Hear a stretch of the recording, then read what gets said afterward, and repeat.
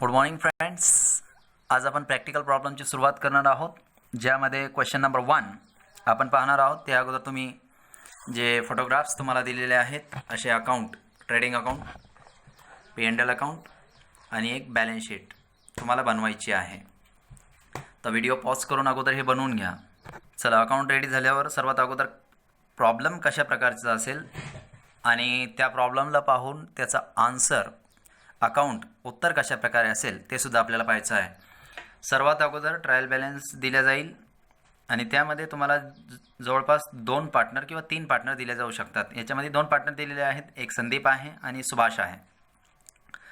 तर trial balance ही ledger account बंद करून एक शीट तुम्हाला दिले जाते. त्यामध्ये आपल्याला काही आयटम्स दिलेले आहे, काही डेबिट आयटम आहे, काही क्रेडिट आयटम आहे. डेबिट आयटमवर एक्सपेन्सेस आणि असेट्स 2 गोष्टी असणार आहे, लक्षात ठेवा. खर्च और संपत्ती रहेगा, खर्च आणि संपत्ती. आणि डेबिट बॅलन्स प्रॉब्लेममध्ये सुद्धा दिलेला डेबिट बॅलन्स आपल्याला आपल्या आन्सरमध्ये म्हणजे दिलेले जे अकाउंट असणार आहे त्याच्यामध्ये सुद्धा डेबिटच असणार. डेबिट बैलेंस डेबिट को ही जाता है और क्रेडिट बैलेंस क्रेडिट को ही जाता है. तर ज्या साईडचा बॅलन्स आहे त्या साईडला लिहून टाकावे. तो खर्चे के अकाउंट में, तो ये 2 जो अकाउंट है ये खर्चे के अकाउंट है, नॉमिनल अकाउंट है. ट्रेडिंग अकाउंट नॉमिनल अकाउंट है, profit and loss account nominal account है. लेकिन बैलेंस शीट जो है यहाँ पर्सनल अकाउंट है और रियल अकाउंट है. यानी कोई व्यक्ती है, जिवंत प्राण्याचं नाव आलं तो समझून घ्यायचं ते बैलेंस शीट में येणार. तो बैलेंस शीट के अंदर जो बैलेंस है बाकी है वो सारी बाकी चीज़ें इधर, चाहे देना बाकी हो या लेना बाकी हो, ज़मीन जायदाद जुमला प्रॉपर्टी असेट कोई भी हो वो सारी इधर लीजिए. और कैपिटल पार्टनर का या और कोई बाहर के व्यक्ति का आपको कोई देना है तो इस अकाउंट के लाइबिलिटी, इस बैलेंस शीट के लाइबिलिटी साइड पे लीजिए, और लेना है तो असेट साइड पे लीजिए. तो ट्रायल बैलेंस जो दी जाएगी उसमें कुछ एडजस्टमेंट होगी ट्रायल बैलेंस के लिए.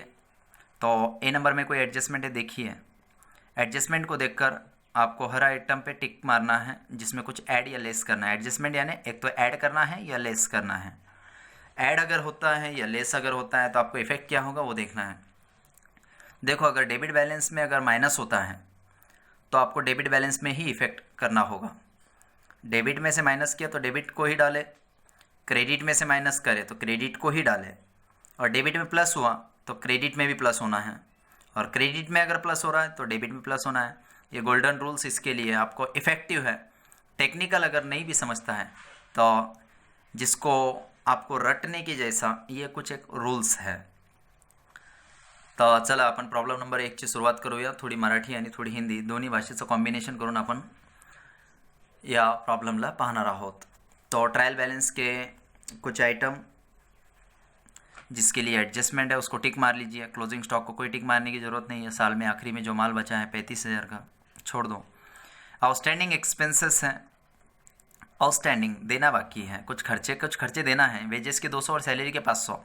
वेजेस आपने पहले कुछ दिया था साल भर, लेकिन आखिरी में पता चला कि वेजेस के 200 है, सैलरी का 500 है. तो आइए वेजेस और सैलरी को टिक मार लो. वेजेस और सैलरी को टिक मार लेना.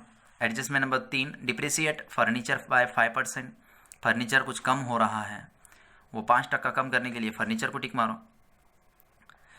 उसी के बाद provide bad debts of ₹500. Bad debts यानी डेटर्स यानी कर्जा. बैड बुरा हुआ, कुछ डेटर्स बैड है आपके, बुरे हैं, जो 500 रुपये नहीं देंगे तो आपके एसेट कम होगी, डेटर कम हो जाएंगे. तो डेटर्स को भी टिक मार लो. तो डेटर्स 12,000 है, 500 रुपये माइनस करेंगे तो 11,500 एसेट पे आएगी. उसी के साथ साथ एडवर्टाइजमेंट को भी टिक मार लो. एडवर्टाइजमेंट 2 साल की है तो आपका अकाउंट सिर्फ 1 साल का है, तो 1 साल का कितना, 2 साल के 6,000, तो 1 साल का 3,000.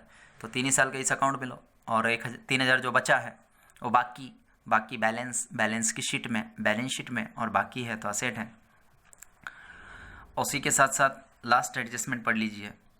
Commission due but not received. Commission बाकी है, ड्यू यानी बाकी, कमीशन बाकी है लेकिन मिला नहीं. 1,500 रुपये आपका कमीशन हुआ, किसी पार्टी का आपने माल बेच के दिया होगा तो 1,500 रुपये कमीशन मिलना था, नहीं मिला, तो आपकी वो इनकम है, वो डायरेक्ट करेंगे. कोई आइटम इनकम साइड पे नहीं दिए तो हम डायरेक्ट करेंगे. डेबिट का बैलेंस डेबिट में लो, क्रेडिट का बैलेंस क्रेडिट में लीजिए. आइए सबसे पहले फर्स्ट आइटम से हम शुरुआत करेंगे. देखिए यहाँ ओपनिंग स्टॉक दिया, तो ओपनिंग स्टॉक कहाँ लेंगे, तो देखिए आपके पास जो अकाउंट बने हैं उस अकाउंट के बारे में जान लेते हैं, जो आपने ऑलरेडी प्रिपेयर किया है, तैयार किया है। सबसे ऊपर आप डालेंगे in the books of partnership form, in the books of partnership form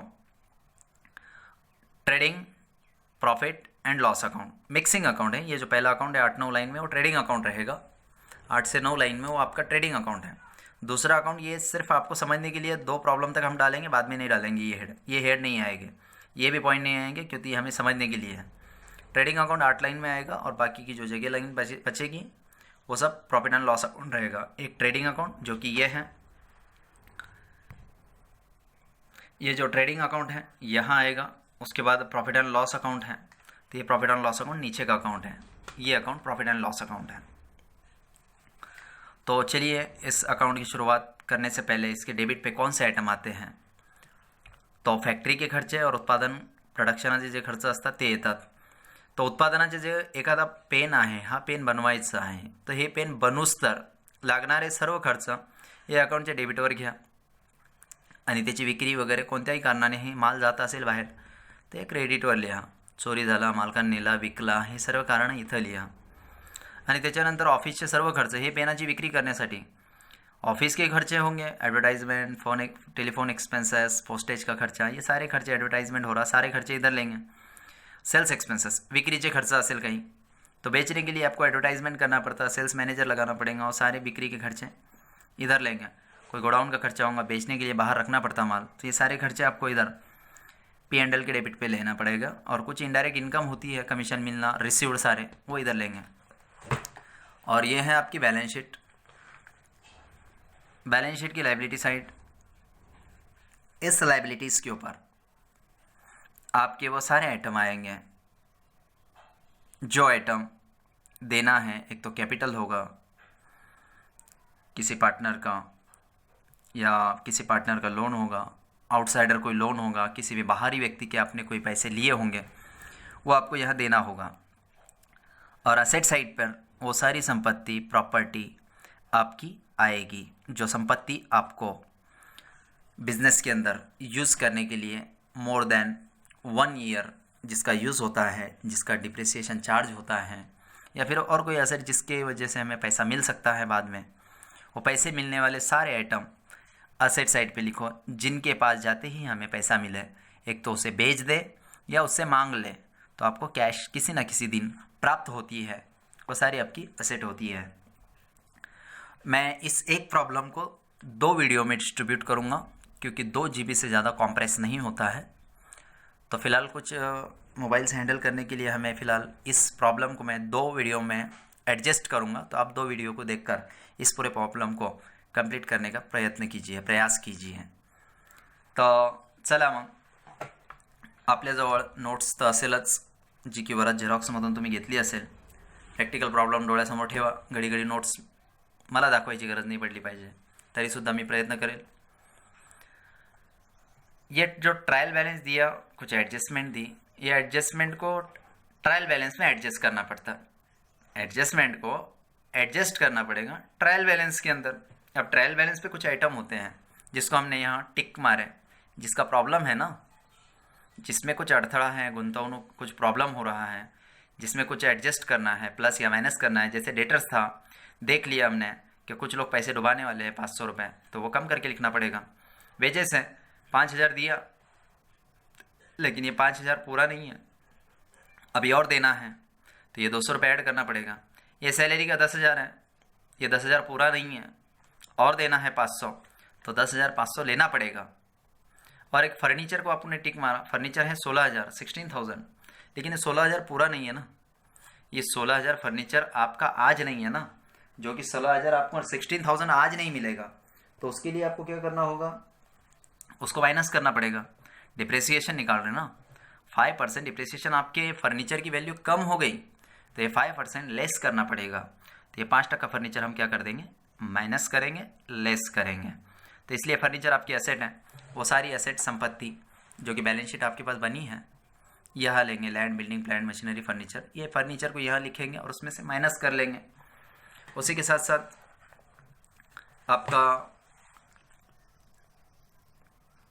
advertisement है, 2 साल का एडवर्टाइजमेंट है ना, तो एडवर्टाइजमेंट 2 साल का है ना, तो खर्चा है, तो ये बिक्री का खर्चा होता है एडवर्टाइजमेंट, सेल्स एक्सपेंसेस है ना एडवर्टाइजमेंट, तो इसीलिए उसको एडवर्टाइजमेंट को यहाँ लिखेंगे और उसमें से माइनस प्रीपेड या एडवांस बोल के, प्रीपेड ज़्यादा भर देने को, आप जैसे आप सिम यूज़ करते हैं प्रीपेड का, आप पहले रिचार्ज भरेंगे तो यूज़ करेंगे ना, इसको बोलते हैं प्रीपेड। और एक होता है पोस्ट पेड। नॉर्मली हमारे तरीके लोग, हम जैसे विद्यार्थी वगैरह, स्टूडेंट्स, टीचर, ये लोग नहीं करते हैं ज़्यादातर यूज़। कमर्शियल जो लोग होते हैं जिनका ज़्यादा यूज़ है तो वो पोस्ट पेड वगैरह कार्ड का यूज़ करते हैं, कि मंथली वो पहले यूज़ कर लेंगे, बाद में उसका बिल पे करेंगे। लेकिन हम ज़्यादातर 99% हम लोग प्रीपेड यूज़ करते हैं। तो आपने कितना एडवर्टाइजमेंट प्रीपेड किया वो माइनस करना है।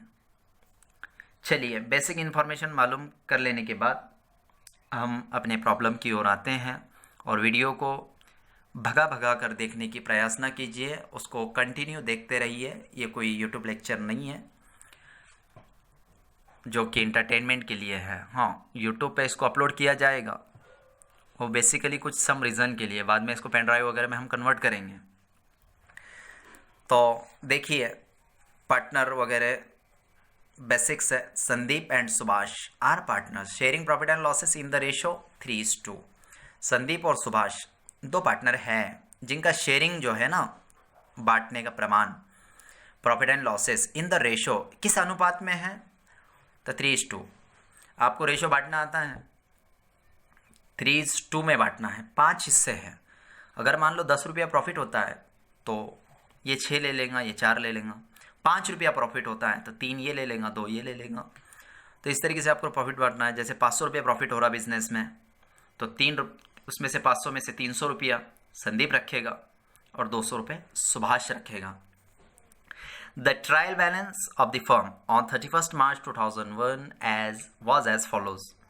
और ट्रायल बैलेंस दी गई 31 मार्च। हाँ, फाइनेंशियल ईयर की शुरुआत ही 31 मार्च से होती है, इसलिए 31 मार्च को आप ट्रायल बैलेंस आपको दी गई, तो आपका अकाउंट भी 31 मार्च के ही बनेंगे। तो 31 मार्च 2001 की ट्रायल बैलेंस आपके पास है।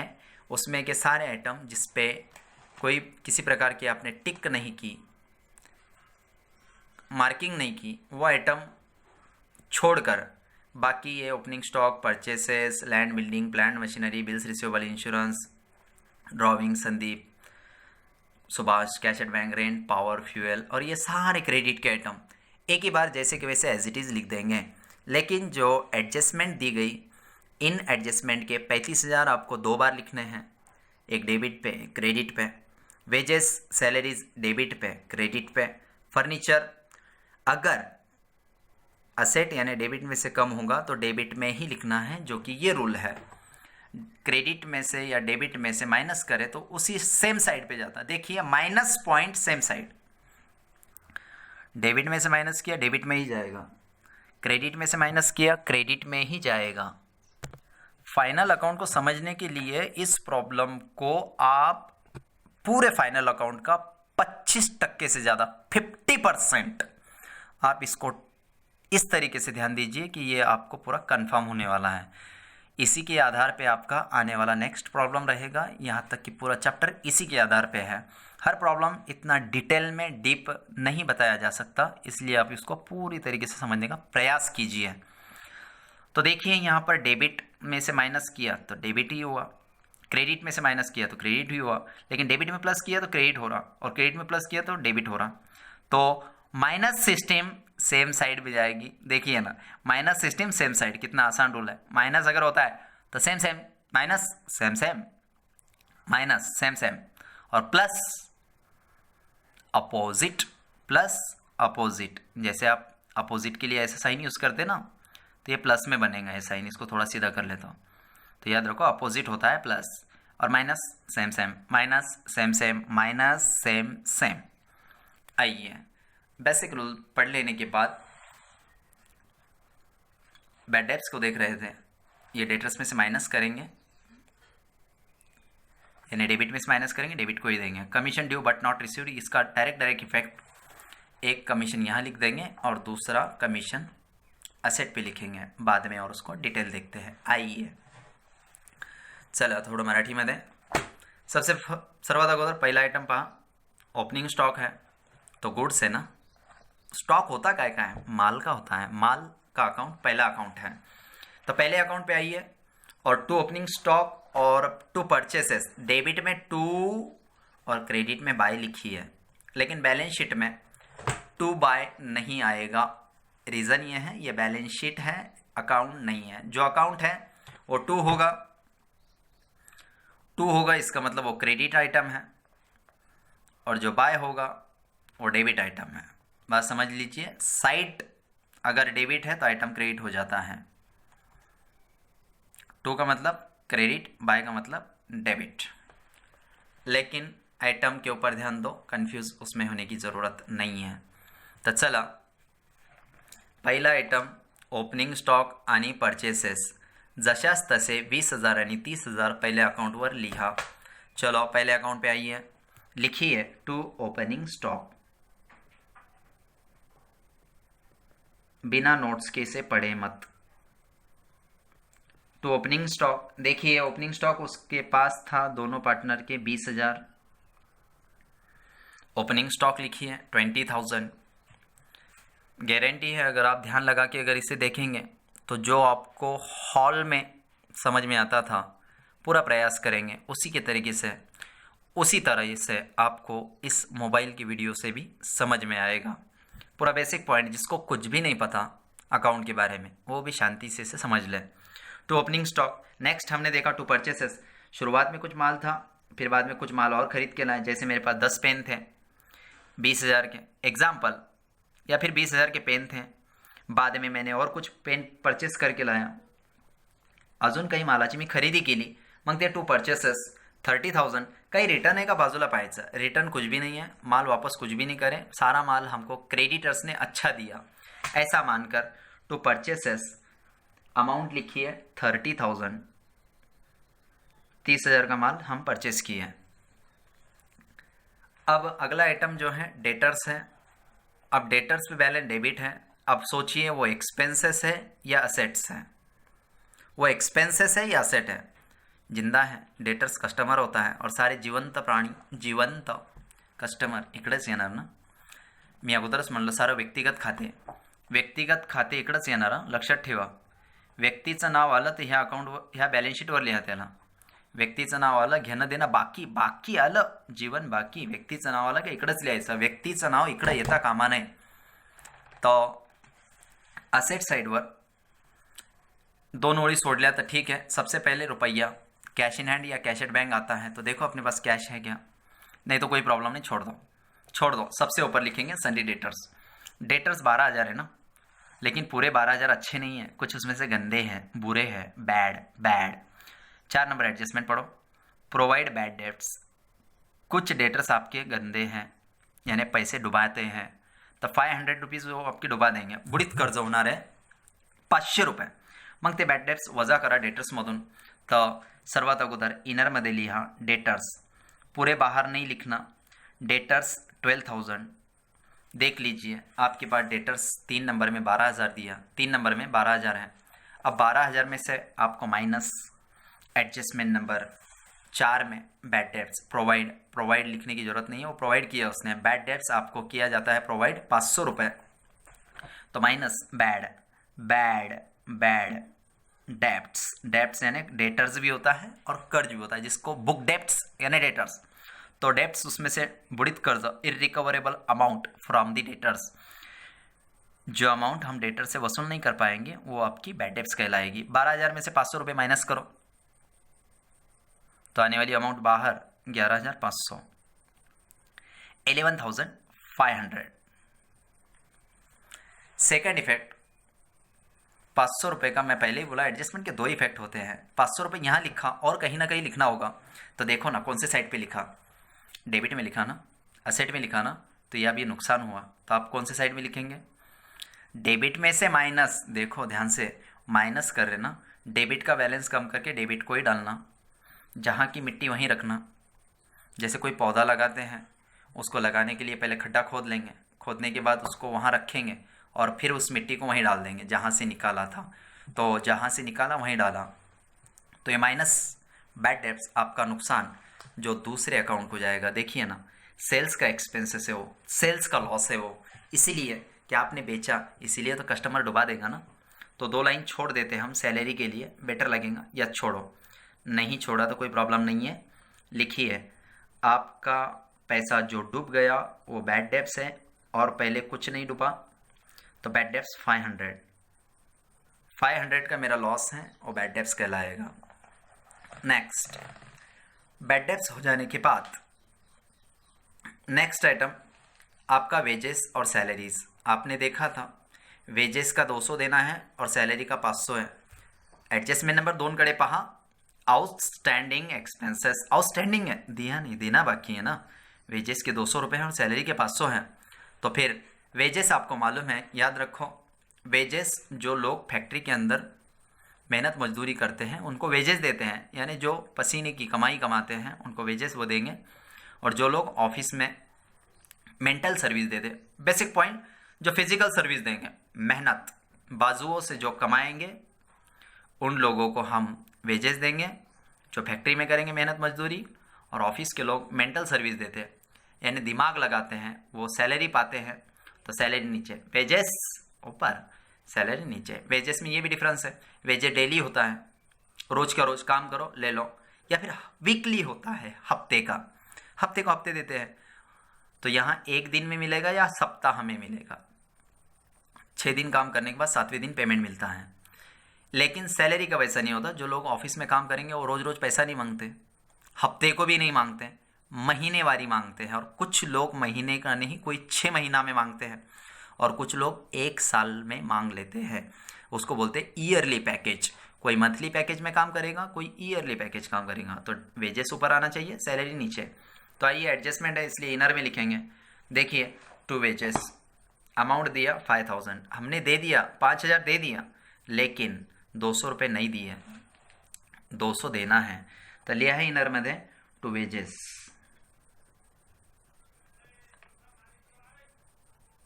5000, और उसमें आउटस्टैंडिंग ऐड करो, आउटस्टैंडिंग 200, आउटस्टैंडिंग 200 प्लस, प्लस देना है ना, खर्चा बढ़ेगा ना, तो इसलिए प्लस कर रहे। प्लस क्यों कर रहे? 5000 दिए और देना है, देना है मतलब खर्चा बढ़ रहा ना। खर्चा क्या हो जाएगा? उत्पादनाचा खर्च वाढन, मग वाढवा, तो लिया प्लस आउटस्टैंडिंग, आउटस्टैंडिंग 500, तो अमाउंट हुआ आपका 5500, 5500। सेकंड इफेक्ट करेंगे, 500 के 2 इफेक्ट, सॉरी 500 नहीं है, 500 रुपये आपका सैलरी है, वेजेस 200 है, तो 200 रुपये ऐड करो, 200, तो ये आएगा आपका बाहर 5200, 5200। ध्यान से देखना, आपकी भी नज़र नहीं हटना, नज़र हटी दुर्घटना घटी, तो 5200 बाहर। सेकंड इफेक्ट बाद में कर लेंगे। आइए साथ ही साथ सैलरीज जो कि नीचे आती हैं, लिखिए टू सैलरीज। सैलरीज कितना था? आपने सैलरीज का पेमेंट दिया 10,000, 10,000, तो सैलरी का पेमेंट 10,000, 10,000 सैलरी थी जो दे दी, और कुछ देना है, वो अमाउंट है 500, आउटस्टैंडिंग 500, खर्चा बढ़ेगा, तो लिखिए प्लस आउटस्टैंडिंग, जब तक देंगे नहीं स्टैंड करते रहेगा, खड़ा रहेगा वो, आउटस्टैंडिंग आपके बुक्स में खड़ा रहेगा, आउटस्टैंडिंग रहेगा 500। चलो 500 रुपये ऐड करो, बाहर 10,000, 500, 10,500। चलो सेकंड इफेक्ट आउटस्टैंडिंग, आउटस्टैंडिंग का आउटस्टैंडिंग 200 और 500 दोनों का second effect. Outstanding expenses, outstanding expenses में आपका वेजेस का 200, चला तर आउटस्टँडिंगचा सेकंड इफेक्ट हा 200 रुपये आणि हा 500, तर ही दोन्ही amount outstanding expenses, wages 200, salaries 500 as it is liability पे। क्यों? डेबिट में प्लस हो, डेबिट में प्लस तो कहाँ जाएगा? क्रेडिट में। डेबिट में डाला तो क्रेडिट में भी डालना पड़ेगा। तो आइए लाइबिलिटी साइड पे ऊपर 8 लाइन छोड़ देते हैं, या सेकंड इफेक्ट करने से पहले उसको वहीं रोक दो सेकंड इफेक्ट को। आइए कैपिटल अकाउंट के बारे में सोचते हैं। कैपिटल अकाउंट्स सबसे ऊपर आना चाहिए, बेटर लगता है। कैपिटल अकाउंट संदीप ने लाया 40,000 और सुभाष ने लाया 30,000, लेकिन कितना उठाया उन्होंने? ड्राइंग देखो, टिक मार लो उसको।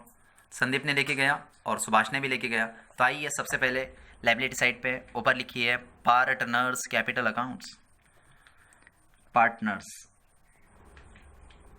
Capital accounts.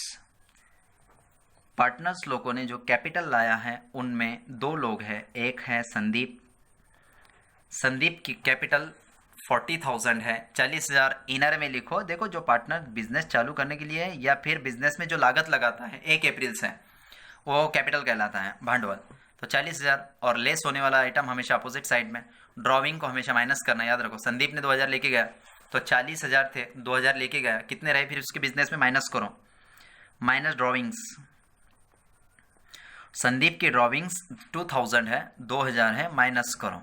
देख लो आप फिर से, संदीप ने 2,000 लेके गया और सुभाष ने 3,000, तो सुभाष का भी 3,000 माइनस करेंगे। तो पहले 2,000 माइनस कर लो, तो ये अमाउंट बच गया 38,000, 38,000। एक लाइन छोड़ दो या दो भी छोड़ दिए तो चलेगा, एक लाइन एक्स्ट्रा। दूसरे पार्टनर का नाम सुभाष। देखिए सुभाष ने कितना कैपिटल लाया, 2 नंबर का आइटम 30,000। सुभाष कितना ला रहा है, 30,000, इनर में लिखो। तो 30,000 पूरा बिजनेस में नहीं रखा उसने, कुछ कैपिटल उसने लेके गया, तो लेके गए वाले कैपिटल को बोलते हैं ड्रॉविंग्स। देखो सुभाष की ड्रॉविंग 3,000 है, 3,000 माइनस करो, माइनस ड्रॉविंग्स 3,000, 3,000 माइनस करो और इनर में लिखो 27,000, 27,000। तो ड्रॉविंग्स लेस करने के बाद 27,000 उसका कैपिटल बचा। अब जो अपना सेकंड इफेक्ट बाकी था, 2 लाइन छोड़कर नीचे लिखिए ये इनाम आउटस्टैंडिंग एक्सपेंसेस लिहा, 2 ओळी सोडून आउटस्टैंडिंग एक्सपेंसेस। आउटस्टैंडिंग एक्सपेंसेस कौन कौन सा आउटस्टैंडिंग था एक्सपेंसेस, वेजेस का 200, सैलरी का 500। लिखिए वेजेस 200 रुपये, सैलरीज 500 रुपये, बाहर 700। 2 इफेक्ट होना था, हो गए। Remaining parts in next video. Thank you.